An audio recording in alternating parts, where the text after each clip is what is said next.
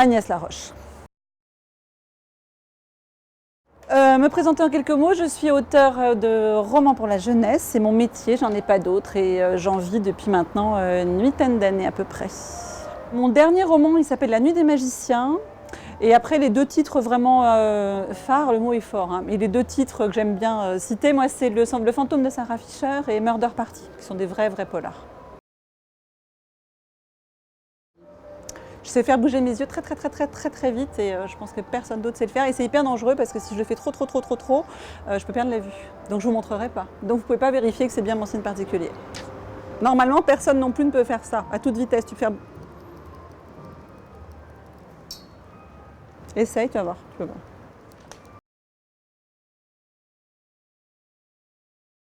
Ça représente de retrouver mes potes. Premièrement. Et deuxièmement, de rencontrer des lecteurs. Alors en littérature jeunesse, on a de la chance parce qu'en fait, on rencontre des classes et des classes de lecteurs avant le salon. Ça, c'est vraiment très chouette, d'une part parce qu'on est rémunéré pour le faire, il ne faut pas se mentir, et d'autre part parce qu'on rencontre des centaines de lecteurs à chaque fois, donc ça, c'est très bien. Et c'est une ambiance, alors ça dépend des festivals, mais il y en a où l'ambiance est vraiment sympa, là l'ambiance est vraiment sympa, mais c'est retrouver mes potes quand même, parce que le reste du temps je suis toute seule devant mon ordinateur, là je retrouve mes potes. J'ai rencontré des classes hier toute la journée et jeudi après-midi, et là j'ai vraiment vu mes lecteurs parce qu'ils avaient lu les livres pour de bon. Alors quand ils reviennent sur les salons c'est sympa parce qu'on les revoit aussi.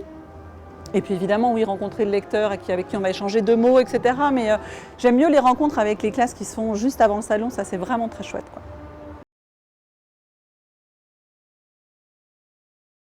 J'ai adoré la lecture d'un bouquin qui s'appelle Le diable tout le temps. Ça, je trouve ça génial. Voilà. Donc si j'avais pu l'écrire, ça serait plutôt soprano, plutôt voyou.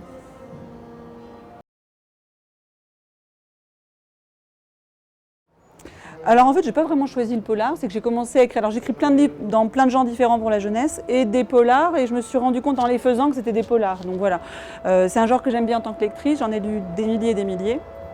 Et c'est amusant de construire une intrigue, ça permet de parler, ça fait une toile de fond. Ça fait une toile de fond sur laquelle on peut, ok c'est noir, mais on peut poser du rose, on peut poser du vert, on peut poser du bleu, on peut poser toutes les couleurs, ça fait une base. Hein. Donc voilà, le polar pour moi c'est une base sur laquelle je peux raconter une histoire d'amour, je peux raconter une histoire de famille, je peux raconter une histoire cruelle, je peux raconter une histoire de misère sociale, mais je peux raconter aussi une histoire qui se passe en milieu scolaire. Enfin, tout, c'est vraiment, voilà, c'est le fond de mon cadre, c'est le fond de ma peinture.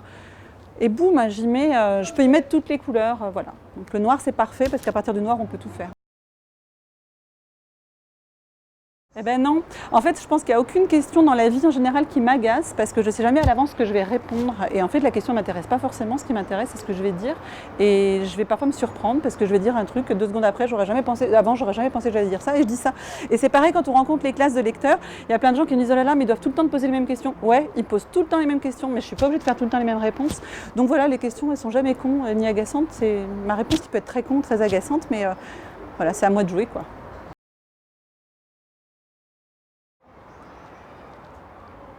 Fuck.